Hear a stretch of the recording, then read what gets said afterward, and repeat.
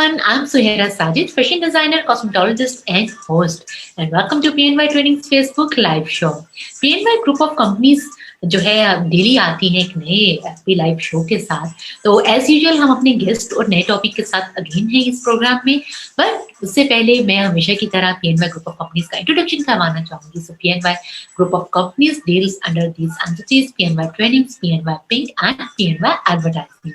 And PNY Training is Pakistan's best IT training institute, and PNY have a facility of online classes. So no matter where are you from, you just need to contact our representative for registration, and you can register yourself in digital media marketing, web development, art and design, media production, cybersecurity and networking, accounts, kits, and many more. Then PNY Advertising, it is digital marketing agency which provide digital marketing and other services to your business. So you can advertise your businesses and services by taking help of PNY Advertising. और then PNY Pink, मेरी favorite सब girls की most favorite, और pink से पता चल जाता है कि something related to girls and female. So PNY group of companies की जो ये branch है PNY Pink is dealing in different courses related to self grooming and makeup. इस तरह से PNY group of companies काम कर रही हैं. So हमारा जो आज का टॉपिक है वो है how to sustain your first job. तो इसके लिए हमने आज बात करने के लिए, इस टॉपिक को डिस्कस करने के लिए आज यहाँ पे इनवाइट किया है एचआर प्रोफेशनल है with extensive experience in learning and development. तो वेलकम करते हैं मोहम्मद अली जवाद साहब को. अस्सलाम वालेकुम सर. वालेकुम अस्सलाम. कैसी हैं सुहायरा आप? अल्हम्दुलिल्लाह सर, आप सुनाएं कैसे हैं? मैं बिल्कुल ठीक हूँ. सर हम अपने टॉपिक की तरफ जाएंगे, डिटेल में उस पर बात करेंगे, पर सबसे पहले हम जानना चाहते हैं आपका वर्किंग एक्सपीरियंस कि कितना साल हो गए हैं आपको इस फील्ड में काम करते हुए? सुहायरा, Jan 2002 to Feb 2004 was my MBA. After that, I started off my career with Bharat, worked with them for somewhat like 2 years. Then I went to Canada. HR journalism में specialize किया मैंने Carleton से और RBC के साथ co-op किया. Came back and I joined Vateen. Worked with them for somewhat like good 7-8 years. So ये कि अभी मैं as a training professional job कर रहा हूँ टेल्को ग्रुप के साथ ही, और उसके अलावा ये कि recently मैंने MS की है. So somewhere around 16 years plus minus is the experience as an HR professional. उसमें ये कि HR के different areas को देखा, work with recruitment and selection, उसके अलावा comp and benefit. There are so many other areas of HR. At the moment, I'm looking after the training and development portfolio. So ये कि training and development में काफी ज़्यादा extensive experience हो चुका है. अच्छा सर, ये बताइए, ये जो वर्ड है HR, ह्यूमन रिलेशनशिप, आप इसको किस तरह से डिफाइन करते हैं? और आप पहले तो इसकी हम डेफिनेशन पे आते हैं, देन हम इसी से रिलेटेड एक और क्वेश्चन है वो आपसे करना चाहते हैं. Absolutely. अच्छा देखें, ये जो वर्ड HR है ये इवॉल्व हुआ है टाइम के साथ. अगर आप हिस्टोरिकल बैकग्राउंड में जाएं तो सबसे पहले एडमिन था, फिर एडमिन एंड पर्सनल मैनेजमेंट हुआ, उसके बाद एडमिन और HR हुआ. ऑब्वियसली जब भी रिसोर्सेज की बात होती थी तो ये कहा जाता था जी ह्यूमन रिसोर्स. ठीक है, आपकी ऑर्गेनाइजेशन के रिसोर्सेज होते हैं, डिफरेंट रिसोर्सेज होते हैं. उसमें आपके मटेरियल रिसोर्सेज भी होते हैं, नॉन मटेरियल रिसोर्सेज भी होते हैं, आपकी कैश भी होता है, आपकी इक्विटीज भी होती हैं, आपके मार्केट शेयर्स भी होते हैं. इसी तरह उन्होंने कहा जी कि कैपिटल जो आपका ह्यूमन कैपिटल है वो भी जो है that is one asset of the organisation. लेकिन अभी ट्रेंड बहुत ज्यादा चेंज हो चुका है. Then there was an era जहां पर ये कहा गया कि ह्यूमंस को रिसोर्सेज या मटेरियल चीजों के साथ कंपेयर करना नाइंसाफी है. तो एचआर का कॉन्सेप्ट अब कन्वर्ट होकर या ट्रांसफॉर्म होकर ह्यूमन कैपिटल की तरफ आ रहा है. पाकिस्तान में अभी भी ऑर्गेनाइजेशंस एचआर कंसिडर करती हैं या एचआर का वर्ड बोला जाता है, लेकिन अगर आप इंटरनेशनली देखेंगे तो दे यूज्ड टू से ह्यूमन कैपिटल मैनेजमेंट डिपार्टमेंट, वो डिपार्टमेंट जो ह्यूमन कैपिटल को मैनेज कर रहा है. तो ऐसा क्यों है सर, ये डिफरेंस क्यों है? ये डिफरेंस ये है कि जब भी प्रीवियसली होता था कि India was very ahead when it comes to HR concepts. Gradually ये ट्रांजिशन हुई और अब जितने भी एचआर की नई रिसर्चेस होती हैं या नए रिसर्च आर्टिकल्स पढ़े जाते हैं, नए कॉन्सेप्ट्स लाए जाते हैं लोगों को मैनेज करने के लिए, आपके पोटेंशियल वो क्या कहते हैं, ह्यूमन पॉपुलेशन को या ऑर्गेनाइजेशनल टैलेंट को अपने पास रिटेन करने के लिए वो सिंगापुर से जनरेट होते हैं। पाकिस्तान में हर ट्रेंड थोड़े अरसे के बाद आता है, ठीक है। तो ये एक रीजन है कि अब इसको ह्यूमन कैपिटल ज्यादा, it's a more feasible word I would say when you are talking about the people of an organisation. Organisation खुद कुछ भी नहीं है, वो एक बिल्डिंग नहीं है, वो वहां पर मेंटेन्ड ऑफिसेज नहीं है, वो वहां के लोग हैं। ऑर्गेनाइजेशन लोगों से बनती है, बिल्कुल उसी तरह जिस तरह घर मकीनों से बनता है, वरना वो मकान होता है। क्या आपको लगता है कि ये बात सब अच्छे से समझते हैं? समझते हैं, ट्रेंड्स बहुत ज्यादा चेंज हो रहे हैं और मेरा ख्याल है कि इस चीज को समझना भी चाहिए। ऑर्गेनाइजेशंस जो कि अपने ह्यूमन कैपिटल को अच्छी तरह मैनेज नहीं करती हैं, उन्हें इम्पोर्टेंस नहीं देती हैं, बहुत जल्दी उनके पास से टैलेंट चला जाता है, वो टैलेंट को अपने पास रिटेन नहीं रख पाते। और फिर होता ये है कि ऑब्वियसली ऐसी ऑर्गेनाइजेशन स्कूल्स बन जाती हैं। स्कूल की एग्जांपल मैं इसलिए दे रहा हूँ कि ऑब्वियसली आपने नोट किया होगा कि बच्चे स्कूल में जाते हैं, पढ़ते हैं, आगे चले जाते हैं, ठीक है। सिमिलरली ऐसी ऑर्गेनाइजेशंस जो अपने ह्यूमन कैपिटल को रिटेन रखने के लिए कॉन्टिन्यूस एफर्ट नहीं करती हैं, उनके पास भी एम्प्लॉइज आते हैं, सीखते हैं temporarily and they move on. किसी भी ऑर्गेनाइजेशन के लिए आजकल जो एक सबसे बड़ा चैलेंज है वो ये है कि उन्होंने अच्छा ह्यूमन कैपिटल मार्केट से अपने पास एक्वायर तो कर लिया, एक्विजिशन तो कर ली है टैलेंट की, लेकिन टैलेंट को रिटेन कैसे करना है? बिल्कुल, मोस्ट इम्पोर्टेंट। अच्छा सर, अब हम आते हैं अपने टॉपिक की तरफ। How to sustain your first job. अगर आप कहीं पे जॉब कर रहे हैं और देन आप वहां पे मिस्टेक्स कर रहे हैं, एक्सपीरियंस ले रहे हैं, देन अपना वर्क प्लेस चेंज कर रहे हैं, न्यू जॉब कर रहे हैं, एक्सपेरिमेंट के बाद और एक्सपीरियंस के बाद जाके कहीं सीखते हैं, ऐसी कौन सी टिप्स हैं आप जो देना चाहेंगे और आप बताना चाहेंगे हमारे व्यूअर्स को कि अपनी फर्स्ट जॉब से ही वो उस मोड में है और ताकि उसको बड़ा ही उसको लॉन्ग लास्टिंग बना सके? अच्छा देखिए, इसमें दो फैक्टर्स आ जाते हैं। एक फैक्टर ये आ जाता है कि आपका एक एजुकेशनल बैकग्राउंड है, आपने एक चीज की एजुकेशन ली। लेट्स अज्यूम हम बात करते हैं जी कि आपने एमबीए किया, बिजनेस एडमिनिस्ट्रेशन पढ़ा। आप जो चीजें किताबों में पढ़ते हैं वो पाकिस्तान में एप्लीकेबल हो भी सकती हैं और नहीं भी हो सकती हैं। There is a limited application to that. देखिए, आप मार्केटिंग अगर आप पढ़ रहे हैं, आप एग्जांपल्स पढ़ रहे हैं नाइकी की, आप एग्जांपल पढ़ रहे हैं मेसीज की, ये सारी इंटरनेशनल ऑर्गेनाइजेशंस हैं, उनकी केस स्टडीज आप पढ़ रहे हैं, उनका कल्चर और एनवायरनमेंट और उनकी जियोग्राफिकल बाउंड्रीज जो है वो पाकिस्तान से बहुत ज्यादा डिफरेंट है, ठीक है। तो उसमें होता ये है कि आप बुक के कॉन्सेप्ट को जरूर स्टिक करें, उससे जरूर सीखें, लेकिन बुक का कॉन्सेप्ट एज इन आपकी प्रोफेशनल लाइफ में एप्लीकेबल हो जाएगा, there is no guarantee to that, very frankly speaking, ठीक है। क्योंकि देखिए हर जगह का एक अपना कल्चर होता है ना। मैकडॉनल्ड्स पूरी दुनिया में, उसने बहुत सारे बर्गर्स इंट्रोड्यूस कराए, लेकिन पाकिस्तान में मैकडॉनल्ड्स जब इंट्रोड्यूस हुआ तो it was considered to be a high class food. Later on ये हुआ कि मैकडॉनल्ड्स की एक मार्केट जनरेट होगी, ठीक है। लेकिन एक बर्गर मैकडॉनल्ड्स कैसे है जिसकी यहाँ पर कभी मार्केट जनरेट नहीं हो सकती, and that is the hamburger, ठीक है, जिसमें पोर्क यूज होता है। क्यों? क्योंकि वो हमारी रिलीजियस बाउंड्रीज हैं, वो हलाल नहीं है, हम उसको यूज नहीं कर सकते। सिमिलरली इंडिया के लिए मैकडॉनल्ड्स को अपनी मेथोडोलॉजी चेंज करनी पड़ी और उन्होंने वहां पर वेजी बर्गर इंट्रोड्यूस कराए फॉर दोज पीपल जो नॉन वेज खाते हैं, नॉन वेज नहीं खाते हैं, ठीक है, वो स्ट्रिक्टली वीगन और वेजिटेरियन। ये तो ऑब्वियसली जब आप किताबें पढ़ रहे हैं और आप अपनी एजुकेशनल लाइफ में है, आप उस चीज को जरूर सीखें, लेकिन रियल टाइम में आपकी जो एक्सपीरियंस है वो डिफरेंट होगा, आपको डिफरेंट टूल्स चाहिए।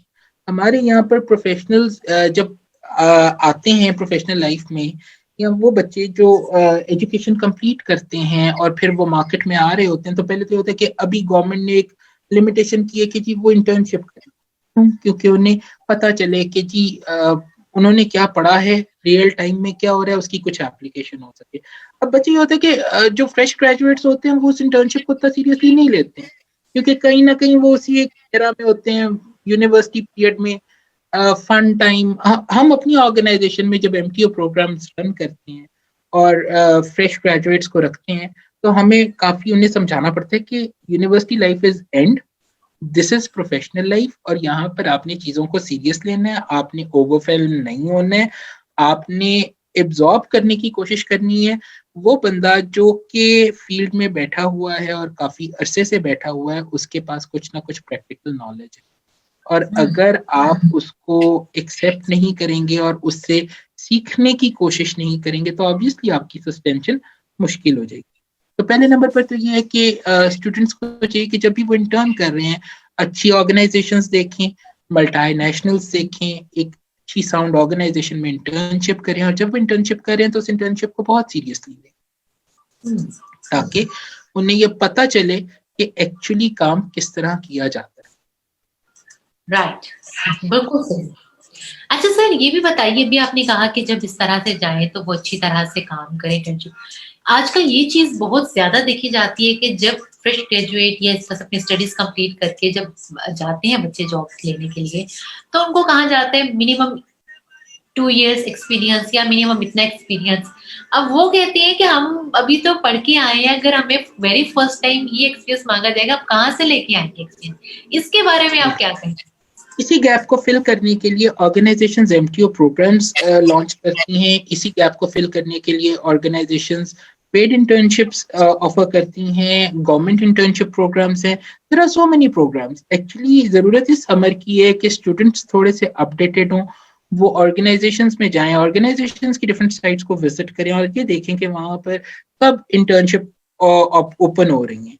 अगर आप बिल्कुल ही फ्रेश ग्रेजुएट हैं, आपकी डिग्री कंप्लीट हुई है और आप मार्केट में अपने आप को लॉन्च करना चाह रहे हैं, फॉर स्टार्टर्स आपको अपना सीवी बहुत अच्छा बिल्ड करना आना चाहिए। दूसरे नंबर पर आपको प्रोफेशनली ये पता होना चाहिए कि मैंने एक इंटरव्यू को कैसे हैंडल करना है।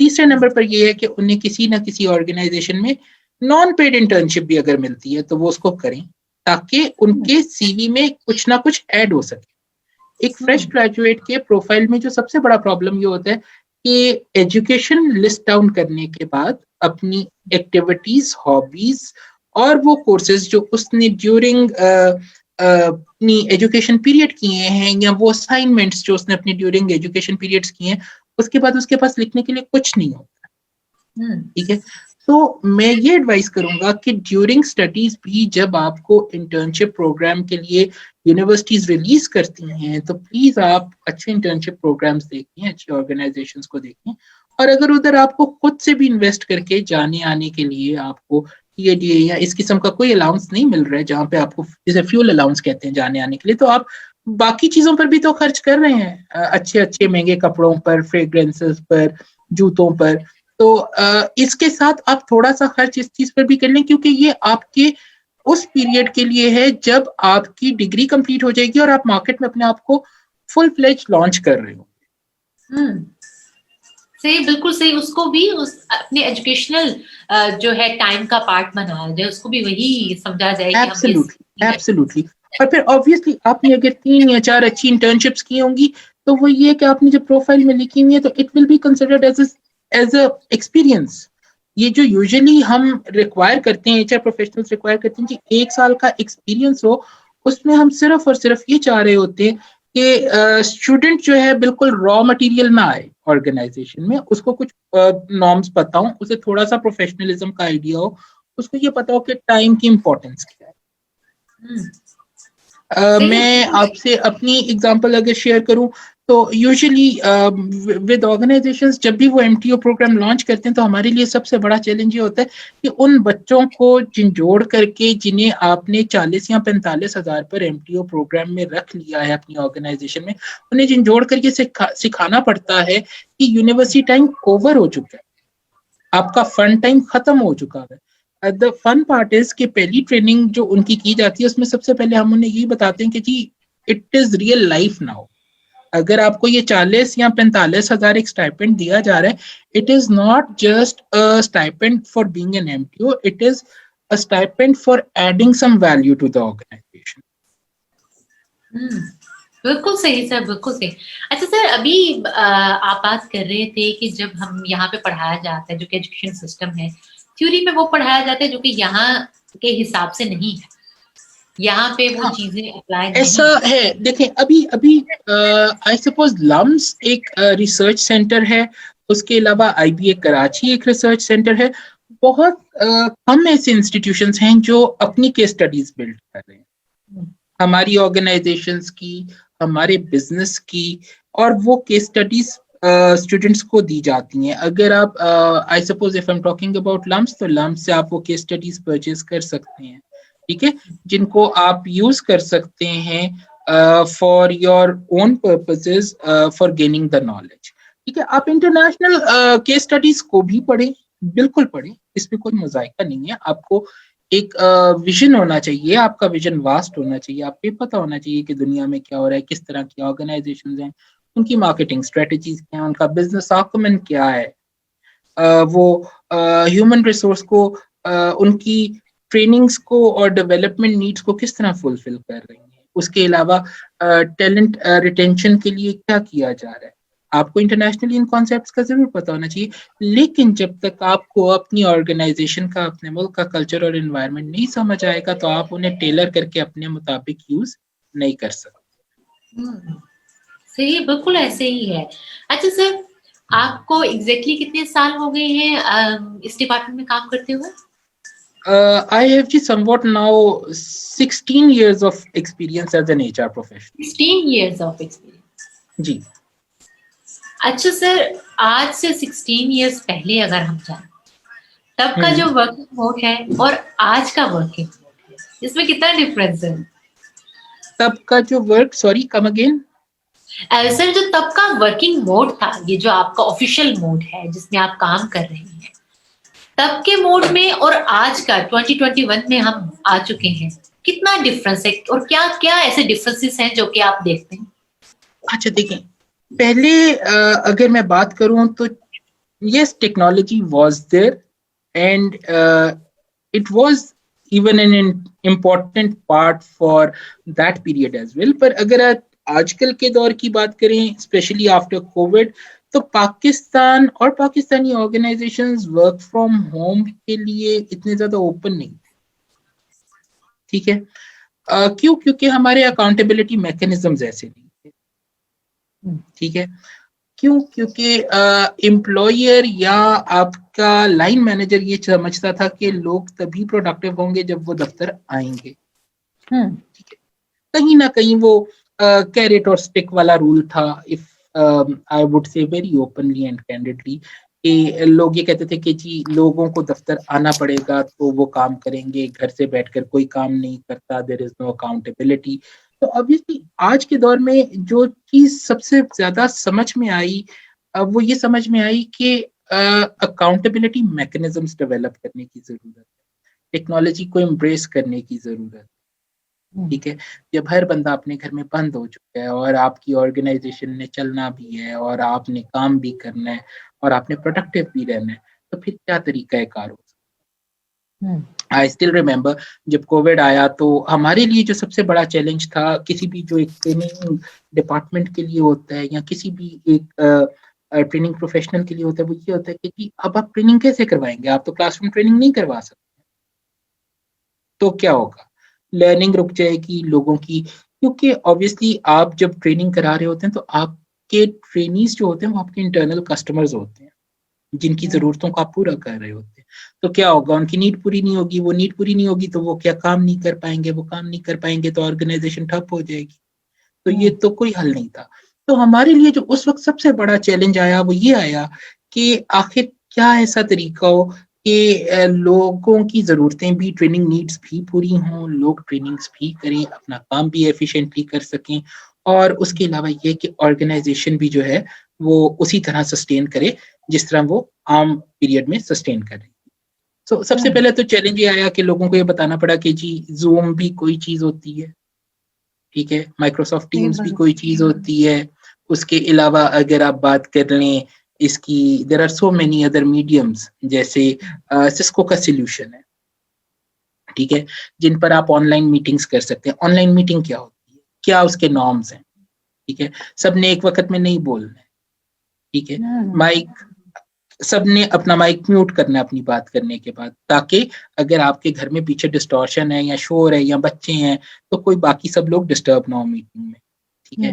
फिर आपने रिमोटली अपना काम किस तरह करना है, आपने कैसे वैल्यू ऐड करनी है, उसके अलावा ये कि क्या ऐसी चीजें होंगी, क्या ऐसे पैरामीटर्स होंगे जिनसे ये पता चलेगा कि रिसोर्सेज अपने घर पर बैठकर भी काम कर रहे हैं, और उनकी ट्रांसपेरेंसी। एचआर प्रोफेशनल्स के लिए जो सबसे ज्यादा चैलेंजिंग चीज थी वो ये थी कि टॉप मैनेजमेंट्स को या किसी भी ऑर्गेनाइजेशन की टॉप मैनेजमेंट को ये बताना कि नीचे लोग काम कर रहे हैं, वो घर पर बैठे हुए हैं, फिर भी वो प्रोडक्टिव हैं। तो ऑब्वियसली इसके लिए ऐसे पैरामीटर्स सेट करना जिससे ये पता चले कि जी उनके केपीआईज क्या हैं, उनके की परफॉर्मेंस इंडिकेटर्स क्या हैं, ठीक है, वो कितने एसओपीज को एडहेयर करवा रहे हैं, वो कितने अपने टारगेट्स को मीट कर रहे हैं। तो ये एक चैलेंज था जो तब इतना ज्यादा नहीं था, अब के दौर में हमने फेस किया। लेकिन अल्हम्दुलिल्लाह वो ऑर्गेनाइजेशंस जिन्होंने इस चेंज को एक्सेप्ट किया, देखिए बात सिर्फ इस चीज की होती है कि आप किसी भी टफ सिचुएशन को एज अ चैलेंज ले रहे हैं या एज अ प्रॉब्लम ले रहे हैं। अगर आप किसी भी चीज को एज अ प्रॉब्लम ऑप्ट करेंगे तो आप उसका हल कभी नहीं तलाश कर पाएंगे, लेकिन अगर आप किसी भी चीज को एज अ चैलेंज लेते हैं तो आप यकीनन उसका कोई ना कोई हल ढूंढेंगे, आप बेहतरी की तरफ जाएंगे और आप अपने अंदर कॉन्टिन्यूस इंप्रूवमेंट और इनोवेशन के प्रोसेस को इग्नाइट करेंगे, और उसको इग्नाइट करके आपको हमेशा फ्रूटफुल रिजल्ट्स मिलते नो डाउट सर, बिल्कुल सर। यहाँ पे हम साथ साथ अपने कमेंट्स भी ऐड करते हैं कि जो लोग हैं क्वेश्चन करना चाह रहे हैं। तलहा महमूद कह रहे हैं सर, अगर किसी ने अब्रॉड जाके जॉब के लिए जाना हो तो उसके बारे में आप क्या कहेंगे, प्लीज बता दें कि अगर कोई पाकिस्तान से बाहर जाना चाहता है जॉब के लिए, उसके लिए आप क्या कहेंगे?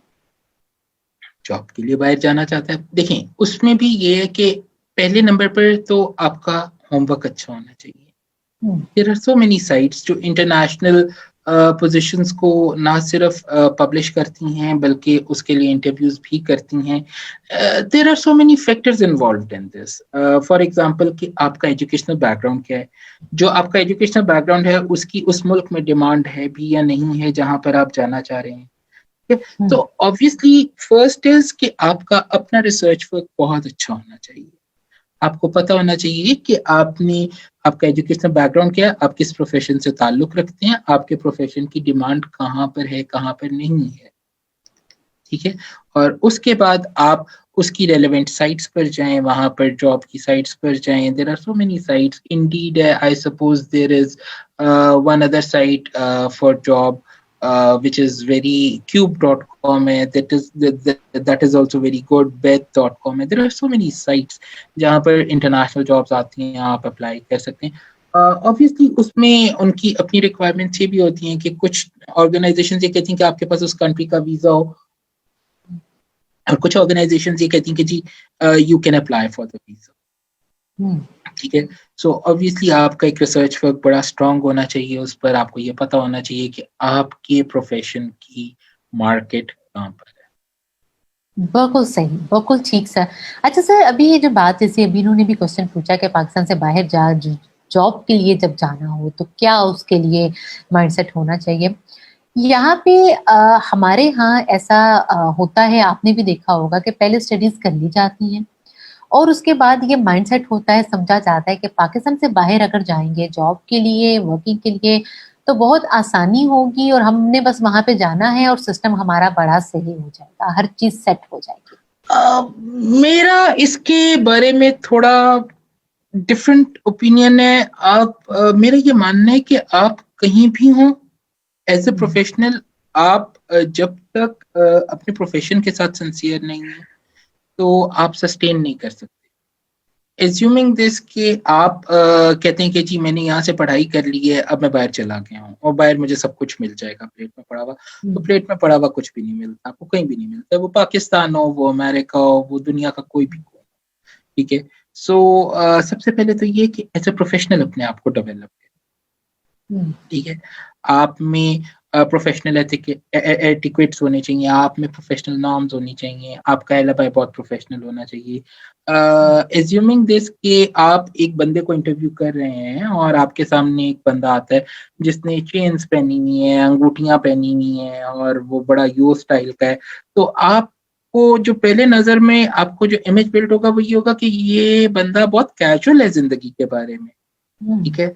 और एज एन इंटरव्यूअर आप कभी भी ऐसे कैंडिडेट को जो है वो प्रेफर नहीं करेंगे, ठीक है। प्रोफेशनलिज्म देखा जाता है, ठीक है। तो आपका एलिबाई बहुत प्रोफेशनल होना चाहिए जब आप इंटरव्यू के लिए जा रहे हैं, आपकी बातचीत बहुत सुलझी हुई होनी चाहिए, आपकी बॉडी लैंग्वेज बहुत मैटर करती है, आपकी टोन ऑफ वॉइस बहुत मैटर करती है, आपकी सिलेक्शन ऑफ वर्ड्स तक बहुत जो है मैटर करती है। फॉर इंस्टेंस आपकी जो टोन ऑफ वॉइस है वो किसी भी एक ही जुमले की, एक ही सेंटेंस की फॉर्मुलेशन का मतलब बदल सकती है। जैसे जो मैं कहता हूँ रोको, मत जाने दो, इट मीन्स कि जो भी जा रहा है उसको रोक लो, ठीक है, जाने मत दो। और अगर मैं इसी जुमले को इस तरह बोलूं कि रोको मत, जाने दो, इट मीन्स कि इनको रोको नहीं, इन्हें जाने दो, ठीक है। So all the purpose of telling you this is कि जो आपकी टोन ऑफ वॉइस है उसकी बड़ी स्पेसिफिक इंपॉर्टेंस है। आपकी टोन ऑफ वॉइस से आपकी बात का मुद्दा बिल्कुल बदल सकता है। तो जब भी आप किसी इंटरव्यू के लिए जा रहे हैं तो handle the interview very professionally. दूसरा, आपकी बॉडी लैंग्वेज बहुत अच्छी होनी चाहिए। आप क्लोज्ड आर्म्स बैठेंगे तो ऑब्वियसली इंटरव्यूअर ये समझेगा कि ये बंदा क्लोज्ड पर्सनालिटी है, ठीक है। तो always show up on the interview for on time. आप टाइमली इंटरव्यू के लिए जाएं, प्लान करके जाएं, हो सके तो उस ऑर्गेनाइजेशन जिधर आप इंटरव्यू देने जा रहे हैं तो उसकी साइट को देख लें, ताकि आपको ये भी आइडिया हो कि आप जिस किस्म की ऑर्गेनाइजेशन में इंटरव्यू देने जा रहे हैं उनका क्या बिजनेस है, उनकी फैक्ट्स थोड़े बहुत आपको पता होने चाहिए। क्योंकि समटाइम्स ऐसा होता है इंटरव्यू में पूछ लेते हैं जी आपको आइडिया है आप किस पोजीशन के लिए आए हैं, आपको ये आइडिया हम क्या करते हैं। तो अगर आप बिल्कुल ब्लैंक चले गए हैं या अनप्लान्ड चले गए हैं, it will give a very negative. तो कहीं भी आप सेटल होना चाहते हैं, पाकिस्तान या अब्रॉड, तो सबसे पहले तो जरूरी इंग्रेडिएंट ये है कि आप अपने अंदर प्रोफेशनलिज्म डेवलप करें, ठीक है। वंस आप में प्रोफेशनलिज्म डेवलप होता है तो फिर आप दुनिया के किसी भी कोने में सस्टेन कर सकते हैं। राइट, बिल्कुल सही सर। सर बहुत अच्छा ये पॉइंट जो है वो आपने रेज किया। इसी से रिलेटेड एक क्वेश्चन मेरे माइंड में है, वो भी मैं आपसे करना चाहूंगी, बट उससे पहले जो नेक्स्ट कमेंट है उनको ऐड करते हैं। पहले व्यूअर्स के क्वेश्चन, उसके बाद मेरे क्वेश्चन, ये हमारी फर्स्ट प्रायोरिटी। अच्छा जी, राना आलियान कह रही हैं कि सर आजकल डिग्री कितनी इंपॉर्टेंट है या कोई स्किल सीखनी चाहिए? डिग्री कितनी इंपॉर्टेंट है आजकल और स्किल बेस्ड एजुकेशन वो कितनी इंपॉर्टेंट है? और जब हम इनको कंपेयर करें तो ज्यादा जो है पॉइंट्स आप किसको देते हैं, किस साइड को ज्यादा हमें परफेक्ट करने की जरूरत है? अच्छा देखिए, डिग्री की इम्पोर्टेंस, देयर वर टाइम्स जहां पर नाम बिका करता था, इंस्टीट्यूट का नाम होता था या डिग्री का नाम होता था। अब वो टाइम नहीं है। एक किसी भी जब हम पोजीशन की बात करते हैं तो दो चीजें कंसिडरेशन में होती हैं, एक उसकी जेडी और एक उसका जेएस। जेडी स्पेसिफिकेशन आपको बताती है कि बंदा कैसा होना चाहिए, उसकी डिग्री ये होनी चाहिए, क्वालिफिकेशन ये होनी चाहिए, एज ब्रैकेट ये होनी चाहिए, इस तरह का दिखना चाहिए, एजाइल होना चाहिए। अच्छा, ये हो गई जेडी, ठीक है। तो किसी भी ऑर्गेनाइजेशन में वॉक इन करने के लिए आपको डिग्री की तो जरूरत है, ठीक है। और उसके बाद हम बात करते हैं कि जेएस क्या है। जेएस ये है कि जेएस जॉब स्पेसिफिकेशन जो है वो उस बंदे के बारे में होती है। आप नोट करें कि बड़ी दफा लिखा जाता है कि जी हमें सेल्फ एक्टिवेटिंग स्टाफ चाहिए, या हमें एक ऐसा मैनेजर चाहिए जो टफ सिचुएशंस को हैंडल कर सकता हो, या हमें एक ऐसा मैनेजर चाहिए जो कि डिफिकल्ट सिचुएशंस में उसकी डिसीजन मेकिंग अच्छी हो। ये सब उस बंदे की खुसूसियात होती हैं। तो आपकी डिग्री आपको इंटरव्यू तक लेके जाने की कुंजी है। उसके बाद क्या होता है ये आप पर डिपेंड करता है। बिल्कुल सही, ठीक है। अच्छा सर, एक पर्सन है, अभी जैसे हम बात करें कि इंटरव्यू के लिए पहले इस तरह से खुद को रेडी करना चाहिए, आपने सब पॉइंट्स बताया कि किन किन पे काम करना जरूरी है और क्या क्या पता होना चाहिए इंटरव्यू से पहले। जी जॉब लेने से ज्यादा समटाइम मुझे लगता है कि जॉब लेने से ज्यादा उसको मेंटेन रखना, उस पे काम करना ज्यादा इम्पोर्टेंट होता है कि आपको एक जॉब मिल गई, देन आपने हम्म, उसको कंटिन्यू रखना है अपने, उसमें कौन कौन से पॉइंट इंपॉर्टेंट हैं जिन पे फिर आपको कंटिन्यूटी के साथ अमल करने की जरूरत है उस जॉब को स्टेबल रखने के लिए, लॉन्ग लास्टिंग बनाने के एब्सोल्युटली, बहुत अच्छा सवाल है आपका सुहायरा। अच्छा, इसमें देखिए पहली चीज तो ये आ जाती है कि ठीक है, आपकी जॉब हो गई, आप जॉब पर आ गए। हमारे लिए। यहाँ पर ये होता है कि अगर आजकल के यूथ की हम बात करें तो they want instant things. Hmm, वो ये सोचते हैं कि शायद इसमें there are so many factors कि उनकी ऐसी सोच क्यों डेवलप हुई हुई है।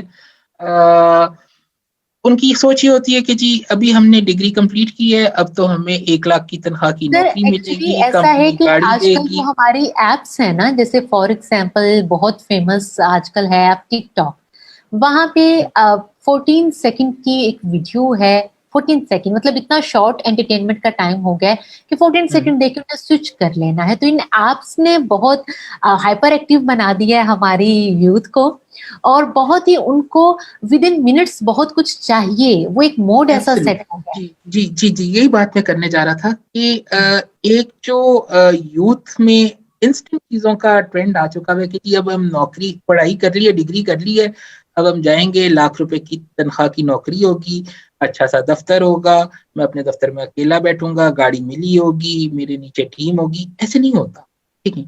जब भी आप किसी ऑर्गेनाइजेशन में जाते हैं, आपको अपनी जगह बनानी पड़ती है। पहले नंबर पर आपको एक पॉजिटिव इंसान होना चाहिए, ठीक है। है। बहुत दफा ऐसा होता है कि हम जजमेंटल होते हैं, हम सल्क कर रहे होते हैं, हम हमें जब नौकरी मिल जाती है तो हमने कभी भी अपनी ब्लेसिंग्स काउंट नहीं की हैं, हम हमेशा प्रॉब्लम्स काउंट करते हैं। ये कैसा दफ्तर है, मुझे बैठने के लिए कैसा कोना दे दिए, यहाँ पे पीने का पानी नहीं है, यहाँ पे ये है, यहाँ पे वो है, मेरी तनख्वाह इतनी थोड़ी है, इसमें सब कुछ पूरा नहीं होता, इतनी पढ़ाई मैंने इसलिए की थी। देखिए, आपको अपने आप को प्रूफ करना है। आज जो अली जवाद आपको नजर आ रहा है, इसके पीछे उसकी 16 साल की जर्नी है। हम्म, आज अगर मार्केट में मेरा एक नाम बना हुआ है या मुझे पहचाना जाता है, तो इसकी सिर्फ एक रीजन ये कि मैंने पीछे 16 साल बहुत एफर्ट की है इसके लिए, हम्म, ठीक है। सो होता ही ये है कि जब भी आप किसी अच्छी नौकरी पर या आपको नौकरी मिल गई है, तो पहली जरूरत तो ये कि आप अपने रोजगार की इज्जत करें, हम्म, ठीक है। क्यों? क्योंकि उससे आपका चूल्हा चल रहा है। हम्म, दूसरे नंबर पर ये है कि अपने काम से देखें, लोग होते हैं, लोग कहते हैं कि हम ऑर्गेनाइजेशन के साथ लॉयल हैं। ऑर्गेनाइजेशन के साथ लॉयल मत हो, आप अपने काम के साथ लॉयल, ठीक है। हम्म, अब वो दौर नहीं रहे जहां पर लोग कहा करते थे जी आज मेरी रिटायरमेंट का आखिरी दिन है, मैं अपना डेस्क जो है उसे याद करूंगा, मैं ये कमरा याद करूंगा, मैं ये सराउंडिंग याद करूंगा। आ, आपको चीजों से एसोसिएशन नहीं होनी चाहिए, आपको अपने काम से लगाव होना चाहिए। अगर आपको अपने काम से लगाव है तो ऑब्वियसली आप ऑर्गेनाइजेशन, जिस भी ऑर्गेनाइजेशन के साथ काम कर रहे हैं, एक्स वाई जी जो भी है, आप उसके लिए दिल से काम करेंगे, आप अच्छा काम करेंगे, और आप उसकी प्रोडक्टिविटी में या ऑर्गेनाइजेशन की ग्रोथ में वैल्यू ऐड करेंगे। तो सबसे हम्म, पहले आप अपनी जात के साथ सिंसियर हो, और दूसरे नंबर पर अपने काम के साथ सिंसियर हो, ठीक है। हम्म, और ओवरनाइट आपको कुछ भी नहीं मिलता, ये सब चीजें आपको मूवीज में देखने को मिलती हैं, या एक छोटे स्पैन ऑफ टाइम में, जैसे अभी आपने कहा टिकटॉक में थोड़ी देर में बहुत सारी एंटरटेनमेंट, तो उन्होंने थोड़ी देर में एक पूरी दास्तान बतानी होती है, तो वो कहते हैं कि ओवरनाइट लोग अमीर हो गए। ओवरनाइट कुछ नहीं। हम्म, अगर आप एक प्रोफेशनल हैं और आप अपनी प्रोफेशनल लाइफ में अपना नाम बनाना चाहते हैं, अपनी फील्ड में अपना नाम बनाना चाहते हैं, तो आपको उसके लिए एफर्ट पुट इन करनी पड़ेगी। बिल्कुल। और ये तो मोस्ट इम्पॉर्टेंट पॉइंट है, और पेशेंस तो वैसे ही नहीं। अच्छा सर, आजकल की हमारे यूथ का एक गिला है, वो ये कहते हैं कि अब से पहले जो टाइम थे वो इजी था, अब हमारे लिए जो टाइम है ये हार्ड टाइम है, इसमें प्रॉब्लम ज्यादा हैं, इसमें कंपटीशन ज्यादा है, एक्सपोजर ज्यादा है लोगों का, और कोविड-19 ने इसको और मुश्किल बना दिया है, तो सब जो यूथ है वो अपने बड़ों को ये कहती हुई नज़र आ रही है आजकल कि आपका टाइम ईज़ी था। आप बताएँ, आपने ये दोनों टाइम मतलब 16 साल पहले भी आपने एक्सपीरियंस किया, अभी आज के मोड में भी आपने खुद को ढाल लिया और आप इसमें काम कर रहे हैं। रियलिटी क्या है? अच्छा कौन-सा देखिए, मोड, कौन-सा टाइम जो ये है वो सुहायरा, ये जो मेरा एज ग्रुप है, ये बड़ा फॉर्चुनेट एज ग्रुप है। क्यों? क्योंकि हम मिलेनियल्स हैं। मिलेनियल्स जो हमारी एज ब्रैकेट के लोग हैं, हम वो लोग हैं जिन्होंने नोकिया 3310 भी देखा और आज के दौर का स्मार्टफोन और टैब्स भी देखे। ठीक है, मेरे बच्चे की अगर आप बात करेंगी तो उसने नोकिया 3310 का दौर नहीं देखा है, उसने कीड़ी काड़ा खेलने का दौर नहीं देखा है, उसने कौन-सा वो स्टापू, मतलब ये जो आम गेम्स होती थी जो आप मोहल्ले में फ्रेंड्स के साथ खेलते थे, कीड़ी काड़ा, कल जो स्टापू, आपने वो आपने जो, हाँ, जो रोड गेम्स होती थी वो नहीं आजकल देखा के बच्चों को तो पता है ना, पबजी में देखे ना कितना शोर मचा जाता जनाब। है। आजकल के बच्चे टैबलेट चाहिए, उन्हें उन्हें गैजेट्स चाहिए, उन्हें मोबाइल्स चाहिए, उन्हें नेटफ्लिक्स चाहिए, उन्होंने वो चीजें नहीं देखी हैं। तो ऑब्वियसली मैं बहुत अच्छा कैंडिडेट हूँ इस क्वेश्चन के लिए। आपने बड़ा अच्छा कैंडिडेट, बड़े अच्छे कैंडिडेट से क्वेश्चन किया है, क्योंकि मैंने वो पीरियड भी देखा, मैंने ये पीरियड भी देखा। आपने एक बात की, आपने कहा कि जी यूथ कहता है कि जी आपका पीरियड अच्छा था, हमारा पीरियड बुरा है। मजे की बात यह है कि हम अपने आपने अच्छा सुहायरा, मैं आप ही से पूछता हूँ, आपने अपनी मदर से एक बात सुनी होगी, वो कहती थी हमारा दौर बड़ा अच्छा था, आजकल के दौर के बच्चे बड़े बदतमीज हैं। सुना है? अब अगर आप उनकी मदर की बात करें तो वो भी अपने बच्चों को यही कहती होंगी कि हमारा दौर बहुत अच्छा था, आजकल के बच्चे बुरे हैं। तो ये दौर हमेशा, in every era, it is being, this is a very clichéd sentence जो हर बंदा सुनता है कि जी हमारा दौर तो बुरा है, आपका दौर अच्छा था, आपका दौर अच्छा था, हमारा दौर बुरा है। देखें, टफ, अगर आप आज से कुछ साल पहले की बात करें, पाकिस्तान में जॉब्स उस तरह अवेलेबल नहीं थी। क्यों? क्योंकि इन्वेस्टमेंट नहीं थी, फॉरेन इन्वेस्टमेंट नहीं थी, यहाँ पर कंपनीज नहीं थी, यहाँ पे ब्रांड्स नहीं थे इतने ज्यादा। वही दौर था जहां पर लोग अखबारों में, खुद एक दौर में मैं भी अखबारों को देखता था और वहां पर जो एक पेज आता था जहां पर जॉब्स के एडवर्टाइजमेंट्स होते थे, सर्कल करते थे, पीओ बॉक्स होता था, उस पे अपना सीवी भेजते थे, किस्मत होती थी तो कॉल आती थी। अभी टेक्नोलॉजी बहुत ज्यादा एडवांस हो गई। आप all the entire world is in the palm of your hands in the form of mobile. आप ये देख लें कि अभी आप और मैं, हम दो रिमोट डिफरेंट जगहों पर बैठे हुए हैं और हम एक इंटरव्यू कर रहे हैं और लोग हमें इकट्ठा देख रहे हैं। ठीक है, यस, प्रॉब्लम्स आई हैं, हर फील्ड में सैचुरेशन हुई है, जिंदगी के हर शोबे में सैचुरेशन हुई है। ठीक है, लेकिन सैचुरेशन के साथ बहुत ज्यादा अपॉर्चुनिटीज भी आई हैं। ठीक है, किसी भी चीज को, मैंने शुरू में एक बात आपसे की थी कि आप किसी भी चीज को प्रॉब्लम भी ले सकते हैं और आप उसे अपना चैलेंज भी ले सकते हैं। ठीक है, कोई चीज इटसेल्फ अच्छी या बुरी नहीं होती है, उसकी यूटिलाइजेशन बुरी, अच्छी या बुरी होती है। सिमिलरली कोई भी हालात और वाकयात अच्छे या बुरे नहीं होते, आपकी अपनी अप्रोच उसकी तरफ अच्छी या बुरी हो सकती है। अगर आप एक पॉजिटिव पर्सन है, आप एक पॉजिटिव इंसान है, तो आप आजकल के दौर में भी सस्टेन कर सकते हैं, आपको आजकल भी अपनी जगह बनाने में मुश्किल नहीं लगेगी। और अगर आप एक ऑर्थोडॉक्स और बहुत ज्यादा वो क्या कहते हैं पुरानी सोच के मालिक इंसान है और आप नेगेटिव सोच के मालिक इंसान है, या आपकी सोच में नेगेटिविटी है, तो ऑब्वियसली आपको मैं आपके सामने जो है पूरी दुनिया भी ला के रख दूंगा तो आप कहेंगे कि जी नहीं, फिर भी कुछ ना कुछ कमी है। ठीक है, तो यस, वो दौर, उस दौर के अपने चैलेंजेस थे, आज के दौर के अपने चैलेंजेस हैं। ठीक है, हर दौर के अपने अपने चैलेंजेस रहते हैं। ठीक है, उस वक्त काम करने का तरीका पेपर वर्क ज्यादा था, अभी हम स्मार्ट काम ज्यादा करते हैं, डिजिटलाइजेशन हो चुकी हुई है, डिजिटली काम किया जाता है। ठीक है, ईमेल्स पर काम किया जाता है, प्रेजेंटेशंस बनती हैं। उस जमाने में होता था कि जी रिपोर्ट बनाओ, रिपोर्ट सबमिट कराओ। So the work, you know, the process of working has been changed to certain extent, but ये कहा जाए कि उस वक्त चैलेंजेस नहीं थे, चैलेंजेस उस वक्त भी थे। जो उनसे डील करना चाहते थे वो उस वक्त भी डील करते थे, ठीक है। और अगर बात कहा जाए कि कंप्लेनिंग लोग, तो कंप्लेनिंग लोग तब भी थे, तब कंप्लेनिंग लोग आज भी, तो ये आपके अपने ऊपर डिपेंड करता है। तो इसमें फिर आप यही कहेंगे कि नाच न जाने आंगन टेढ़ा, जिसको नहीं होगा वो कंप्लेन ही करेगा, वो कहेगा कि ये system absolutely absolutely.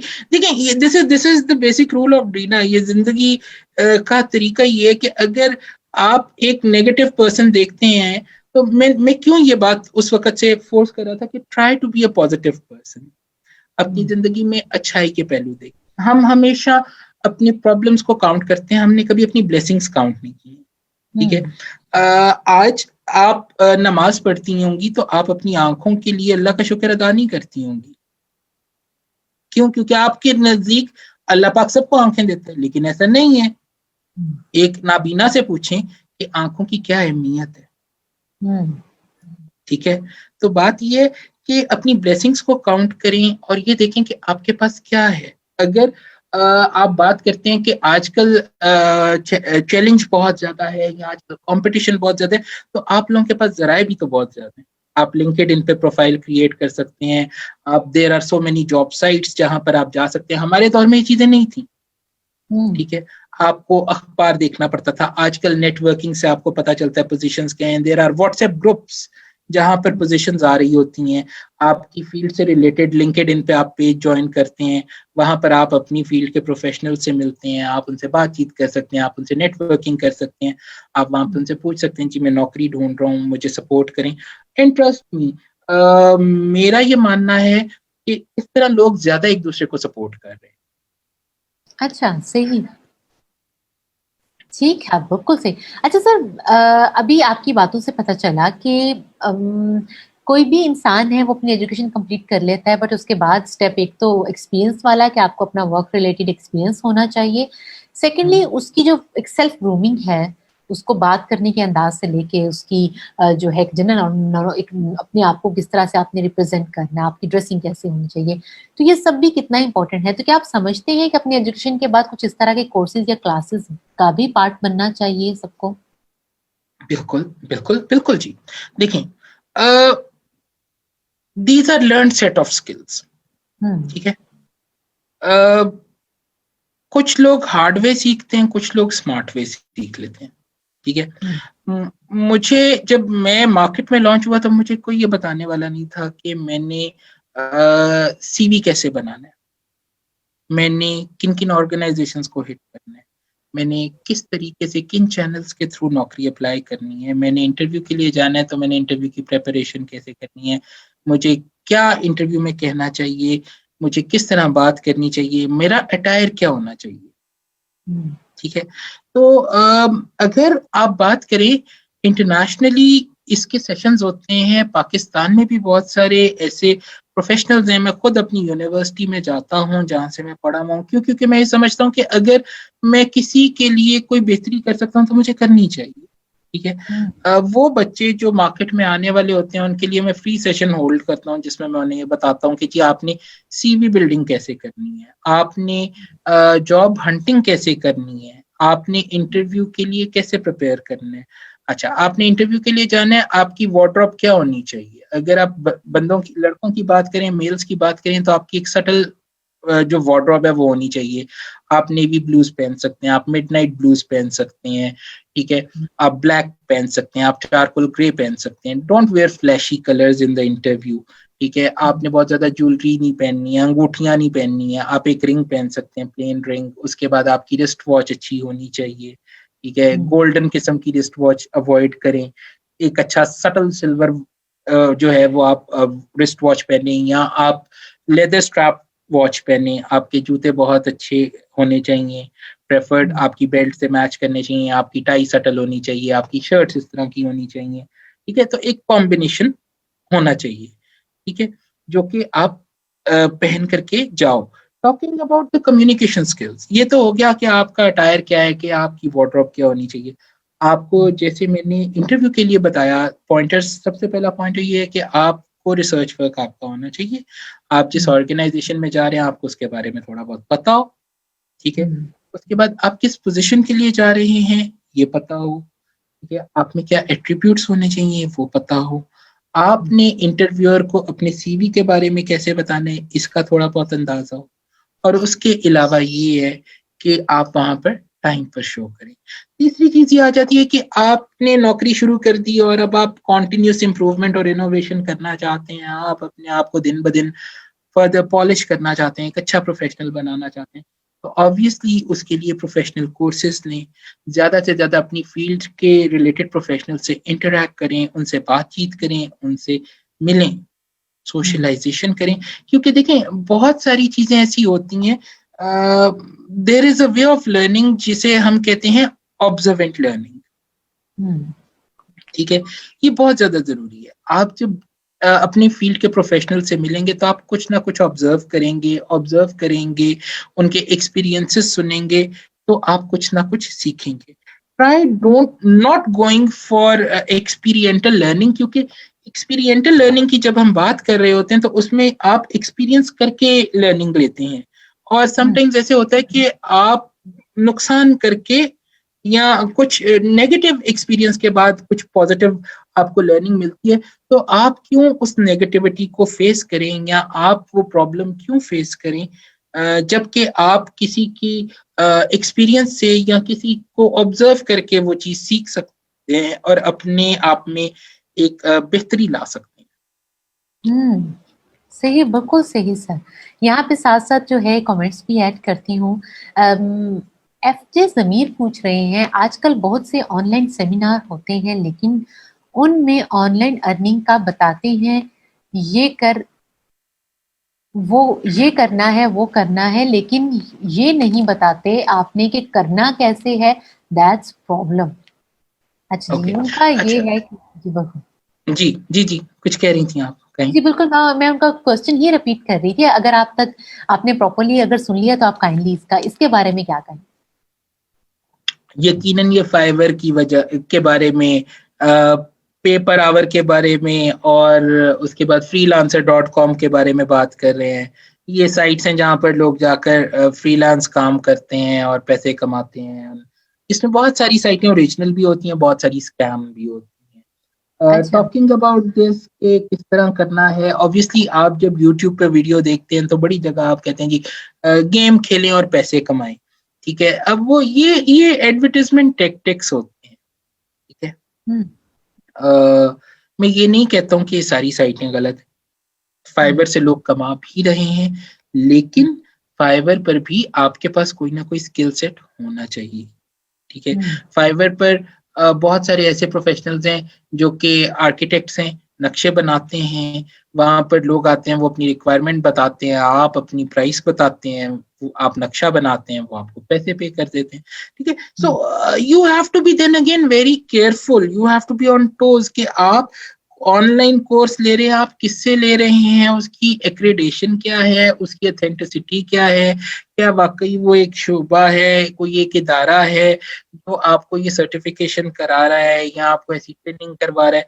So always देखिए, मैंने आपको पहले भी बात की कि आप कौन सी चॉइसेस पिक करते हैं ये आप पे डिपेंड करता है।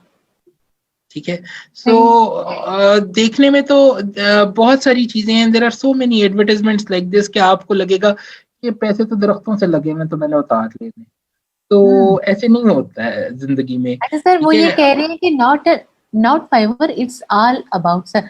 अच्छा, ये एक्चुअली सिर्फ वो स्पेसिफिक साइट के बारे में नहीं, नॉर्मली कह रहे हैं कि बहुत ज्यादा कहा जाता है ऑनलाइन कमाइए। वही बात है कि जो एडवर्टाइजमेंट की एक सेंस होती है, बड़ी ही वाइब्रेंट और बड़ी ही लाउड के, या आप जो है इससे ये कमा लें ऑनलाइन अच्छा, से, बट वो एक्चुअली देखिए वो समझ में नहीं आता किसी को कि करना क्या है, कैसे करना है, और वो बस यही जो है वो बता दें। देखिए बहुत सारी पाकिस्तान में आई डोंट नो कितनी ऑर्गेनाइजेशंस ऐसी हैं जो इस पर ट्रेनिंग्स करवाती हैं, लेकिन देर आर सो मेनी।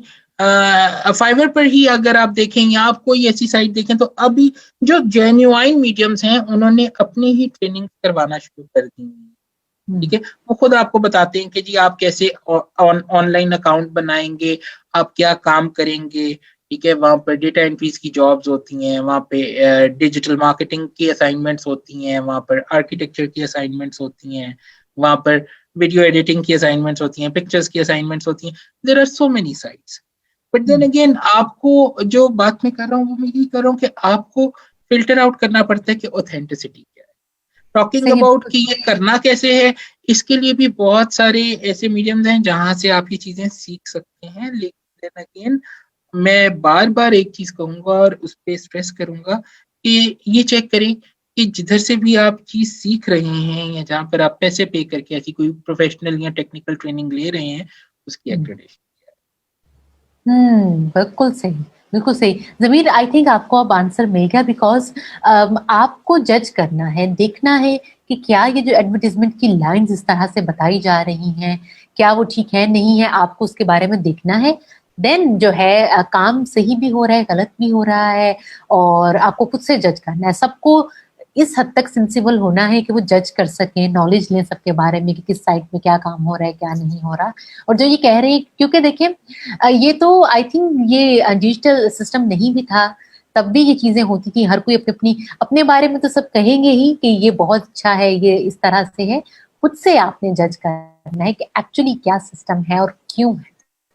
अच्छा रिसर्च सर। करें, थोड़ा सा रिसर्च करें चीजों पर, ठीक है। हुँ, कभी भी एक सोर्स पर ट्रस्ट ना करें, आप हुँ, उसको डिफरेंट सोर्सेस से ऑथेंटिकेट करें, वेरीफाई करें और फिर हुँ। कोई चीज ऑप्ट करें। बिल्कुल सही। और उन लोगों से जो कि ऑलरेडी वहाँ से कुछ ऐसी सर्विस ले चुके हैं या ऐसा कुछ कोर्स कर चुके हैं, तो आप उनसे भी पूछ सकते हैं कि आपको बड़ी अच्छी गाइडलाइन मिल जाएगी। अच्छा सर, इनका सवाल है कि मैम एक प्रॉब्लम ये भी है हमारी यूनिवर्सिटीज़ के अंदर, कोर्सेज़ नहीं करवाते। अच्छा हाँ सर, ये देखिए अगेन वही बात आ गई कि एजुकेशन सिस्टम की वही बात कर रहे हैं कि यूनिवर्सिटीज़ में वो वाली चीज़ें नहीं सिखाई जाती, ऐसे कोर्सेज़ नहीं होते जिसकी वजह से वो, इसके बारे में क्या कहेंगे? अच्छा देखिए, बहुत सारी चीजें आ जाती हैं इसमें। एक, अगर आप एकेडेमिया की बात करें तो एकेडेमिया स्ट्रिक्टली एकेडेमिया इंडस्ट्री है, ठीक है। वो पढ़ाई को स्टिक करते हैं। There are so many institute जो आपको स्किल सिखाते हैं। देर आर पाकिस्तान में भी अभी इस चीज का बहुत ट्रेंड आ रहा है। फॉर एग्जांपल, यहाँ पे कॉलिनरी स्कूल्स बन चुके हुए हैं, यहाँ पे होटल मैनेजमेंट के स्कूल्स बन चुके हुए हैं, यहाँ पे क्राफ्टमैनशिप के, पेस्ट्री शेफ्स के स्कूल बन चुके हुए हैं, ठीक है। यहाँ पे हेयर ड्रेसेस के स्कूल बन चुके हुए हैं। अगर आप कोई भी फील्ड सीखना चाह रहे हैं, ठीक है, hmm, talking about this digitalisation, इसके लिए भी there are number of institutes जो आपको इस किस्म के कोर्सेज कराते हैं। अगर आज से कुछ साल पहले चले जाएं तो आपको याद होगा जब पाकिस्तान में मोबाइल का बहुत ज्यादा ट्रेंड चला था, तो फिर एक कोर्स इंट्रोड्यूस हुआ था जी, mobile repairing and technician diploma, बिल्कुल। ठीक है। सो जो भी चीज मार्केट में आ रही होती है जिसमें जिसका एक स्प्रेड होता है कि जहाँ पर रोम ऑफ अर्निंग बनेगा लोगों के लिए, रोजगार के मौके बनेंगे, तो फिर ऑब्वियसली उस फील्ड के रिलेटेड स्कूल्स भी या इंस्टीट्यूशंस भी आ जाते हैं जो सर्टिफिकेशंस कराते हैं या एटलीस्ट आपको हैंड्स ऑन काम सिखाते हैं। हुँ, तो ऐसे इदारे हैं, बिल्कुल एग्जिस्ट करते हैं। There are so many institutions जो आपको सनत के बारे में सिखाते हैं। There are so many institutions जो आपको किसी भी स्पेसिफिक स्किल सेट के बारे में सिखाते हैं, ठीक है। हुँ, जरूरत सिर्फ इस चीज की है कि अगर आपका किसी चीज में इंटरेस्ट है तो उसके बारे में मालूमात हासिल करें। ये हुँ, देखें कि उसके जो फील्ड के लोग हैं उन्हीं से पूछें कि जी आपने कहाँ से सीखा है, मैं इस फील्ड में आना चाह रहा हूँ या मैं ये सीखना चाह रहा हूँ, मेरे लिए क्या ऑप्शंस हैं, ठीक है। बिल्कुल जो सही। फर्स्ट हैंड उसी के प्रोफेशनल से आपको इंफॉर्मेशन मिलेगी, वो बहुत ज्यादा अच्छी होगी। हुँ, बिल्कुल सही सर। और यही बात है कि अगर यूनिवर्सिटीज़ में नहीं है, तो फिर उसके बाद ये है कि आप जिस जो है डिपार्टमेंट की एजुकेशन ले चुके हैं, देन आप उसके बाद कोर्सेज़ कर लें, शॉर्ट कोर्सेज़ कर लें, जैसे अभी सर बता रहे हैं एब्सोल्युटली, कि एब्सोल्युटली। और उनके प्रोफेशनल से मिलें। देखिए देखिए, अगर आप मुझसे बात करते हैं कि अगर आप एक स्टूडेंट हैं जिसने ह्यूमन रिसोर्स पढ़ा है और आप मुझे कहते हैं कि मैं कौन से ऐसे कोर्सेज करूं, मैं एक अच्छा एचआर प्रोफेशनल बनना चाहता हूं, तो मैं आपको कहूंगा आप CHRMP कर लें, सर्टिफाइड हुँ, ह्यूमन रिसोर्स प्रोफेशनल प्रोग्राम कर लें। कनाडा की सर्टिफिकेशन है, पाकिस्तान में ये इदारे हैं जो कराते हैं। अच्छा, आप मुझे कहते हैं जी मेरा इंटरेस्ट प्रोजेक्ट की तरफ है या मैं प्रोजेक्ट हैंडल करना चाहता हूँ, मैं आपको कहूंगा आप प्रोजेक्ट मैनेजमेंट कर लें। क्यों? क्योंकि मैं इस फील्ड में हूँ, ठीक है। सही, बिल्कुल मैं सही। आपको फर्स्ट हैंड पर ये ज्यादा अच्छे तरीके से बता सकता हूँ क्योंकि मैं इस फील्ड में हूँ, तो मैं आपको बता सकता हूँ जी ये इदारा है, यहाँ से आप कोर्स कर सकते हैं। ये कोर्स है जिससे आपको इस फील्ड की टेक्निकलिटीज समझ आएंगी। सिमिलरली आप अगर किसी भी फील्ड में अपने आप को एज अ प्रोफेशनल देखना चाहते हैं या आप उस फील्ड को एज अ प्रोफेशन ऑप्ट करना चाहते हैं, तो मेरी सजेशन ये है कि एक तो रिसर्च करें, उसके बारे में मालूमात लें। इंटरनेट मालूमात से भरा पड़ा है, ठीक है। और अब ये है कि पाकिस्तानी लोगों को काफी हद तक ये अंदाजा हो गया है कि वो ये भी देख लें कि ये स्कैम है या ये ओरिजिनल है, ठीक है। तो कोशिश करें कि लोगों के ब्लॉग्स हैं इतने सारे, आप अगर एक गाड़ी भी लेने जाते हैं तो अगर आप सिर्फ ये अपने फेसबुक पर एक टैग डाल दें कि जी मैं ये गाड़ी लूं या ये गाड़ी लूं, तो लोग आपको उसकी पूरी हिस्ट्री खुद बता देते हैं, ठीक है। तो ये है कि आप नेट पर रिसर्च करें, उस फील्ड के प्रोफेशनल्स देखें। लिंक्डइन एक प्रोफेशनल प्लेटफॉर्म है जहां पर आप देख सकते हैं, लिंक्डइन खुद भी कोर्सेज ऑफर करता है प्रोफेशनल्स को, ठीक है। तो ऑब्वियसली वहां पर अपनी फील्ड से रिलेटेड आप प्रोफेशनल्स को ढूंढें जिस भी फील्ड में आपका इंटरेस्ट है, और उनसे फर्स्ट हैंड पूछें, जी मैं इस फील्ड में आना चाहता हूँ, मुझे बताएं मैंने क्या करना, मैं कहाँ से कोर्सेज करूँ, कहाँ से मैं सही काम सीखूं, जिसके बाद मैं फील्ड में एज अ प्रोफेशनल आ सकूं। सही, बिल्कुल सही। यहाँ पे एक और सवाल भी वो कर रही है कि मैम प्रॉब्लम ये भी है कि हमारे इस कंट्री की कि हमारे लोग के पास क्या है, लेकिन उनको सीवी या फिर कंप्यूटर का बेसिक नहीं पता। इस साइड पर भी ध्यान देना चाहिए। जी बिल्कुल, जैसे अभी सर ने बताया कि आप उन लोगों से जो है इंफॉर्मेशन लें जो कि ऑलरेडी फील्ड में काम कर रहे हैं। सर ये भी बड़ा इंपॉर्टेंट पॉइंट है कि बहुत से लोगों को ये नहीं पता होता कि हमने अपनी सीवी किस तरह से बनानी है और रिप्रेजेंट करनी है, और कभी कभी वो ऐसी चीजें भी लिख देती हैं उसमें जो कि उन्होंने नहीं की होती, कि बस अपने पॉइंट्स गेन करने के लिए, ये भी एक्सपीरियंस, ये भी, और फिर बाद में वो बड़ा एक मैस हो जाता है। के लिए देखिए मैं आपको बहुत एक सिंपल बेसिक रूल बता देता हूँ। सीवी की जब हम बात करते हैं तो सीवी के बहुत सारे फॉर्मेट्स होते हैं। अव्वल तो हमें ये बहुत दफा हमें ये पता ही नहीं होता कि सीवी किस चीज का नाम है। सीवी आपका करिकुलम बताए है, करिकुलम बताए फ्रेंच वर्ड है, अगर आप इसका मतलब देखें तो it means your information on one page, आपके बारे में एक पेज फ्लायर जो आपकी मालूमात फराहम कर, ठीक है। अब बात ये आ जाती है कि मालूमात क्या है, हर मुल्क में डिफरेंट सीवी के पैटर्न्स होते हैं। खुदारा सीवी में अपनी लैंग्वेज स्किल्स मत बताएं कि जी मुझे उर्दू, अंग्रेजी, पंजाबी बोलनी भी आती है, लिखनी भी आती है, पढ़नी भी आती है, ठीक है। ये ग्रेड आपकी आइल्स के लिए रिक्वायर्ड है, जहाँ पे आपका रीडिंग, राइटिंग, लिसनिंग और स्पीकिंग का पैरामीटर जज किया जाता है। सीवी में ये चीज नहीं होनी चाहिए। आपका रिलीजन क्या है, आपका शनाख्ती कार्ड नंबर क्या है, आपका फादर नेम, ठीक है, फादर नेम आप लिखना चाहते हैं आप जरूर लिखिए। आपका एक अच्छा सीवी जो है वो आपके नाम के टाइटल से होना चाहिए, नीचे आपका ईमेल आईडी होना चाहिए, आपका मोबाइल नंबर होना चाहिए। अगर आप एक फ्रेश ग्रेजुएट हैं तो ऑब्वियसली आप अपनी एक ऑब्जेक्टिव समरी लिखें उस पर कि आपका ऑब्जेक्टिव क्या है, आप क्या करना चाहते हैं, ठीक है, आप एज ए प्रोफेशनल अपने आप को कहाँ देख रहे हैं, ठीक है। उसके बाद आप अपना एजुकेशनल बैकग्राउंड लिखें। एजुकेशनल बैकग्राउंड लिखने के बाद अगर आपने कोई प्रोफेशनल डिग्री की है तो ऑब्वियसली आपने कोई असाइनमेंट्स, कुछ प्रोजेक्ट्स किए होंगे जिनकी वेटेज होगी, वो लिखें।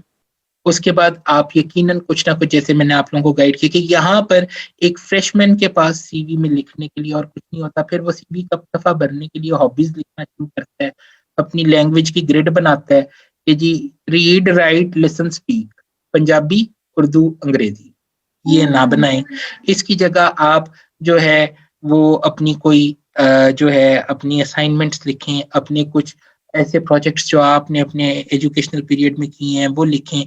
आप किसी सोसाइटी के, किसी ड्रामेटिक क्लब के, किसी लिटरेरी क्लब के, किसी मैगजीन के अगर आप एडिटर थे, कुछ उसमें आर्टिकल लिखते थे, एडिटर थे, कुछ ऐसा था, तो वो लिखें, ठीक है। और अपनी इंटर्नशिप जरूर मेंशन करें, इंटर्नशिप्स में जो आपने सीखा वो लिखें, ठीक है।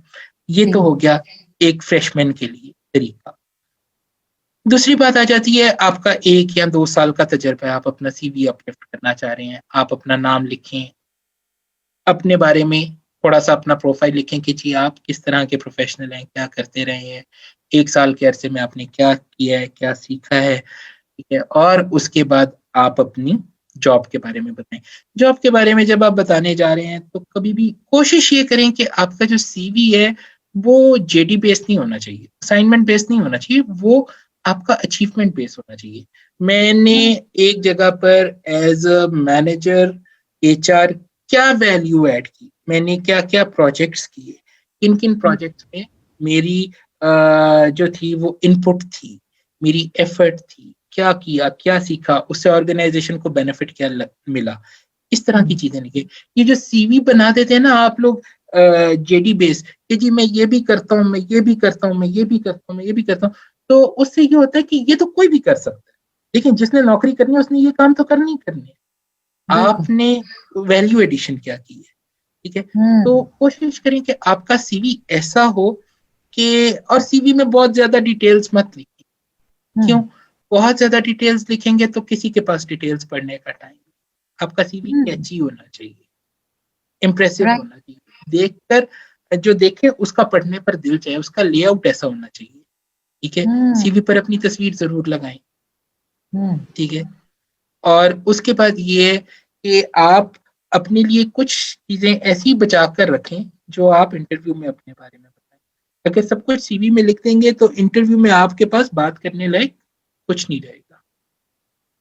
बिल्कुल सही सर बहुत यूजफुल टिप्स हैं जो आज आपने हमारे साथ शेयर की, और ये वाकई ऐसे पॉइंट्स हैं कि जिनको निगलेक्ट कर दिया जाता है और कभी फोकस नहीं किया, और हमें तो इस सब में पता ही नहीं चला कि कब हमारा 1 आवर कंप्लीट हो गया और हम अपने शो के एंडिंग की साइड पे आ गए।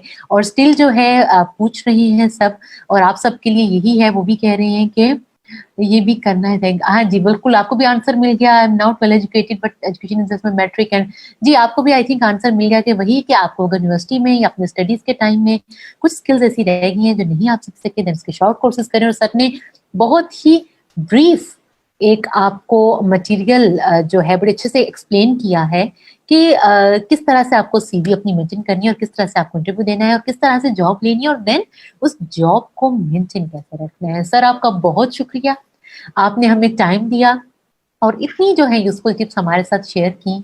और यहाँ पे आपसे हम लेते हैं इजाजत, इन सब दिखने वाले हमारे व्यूअर से लेते हैं इजाजत। इंशाल्लाह मिलेंगे नए प्रोग्राम में with new topic. Till then अल्लाह हाफिज। Thank you so much. अल्लाह हाफिज।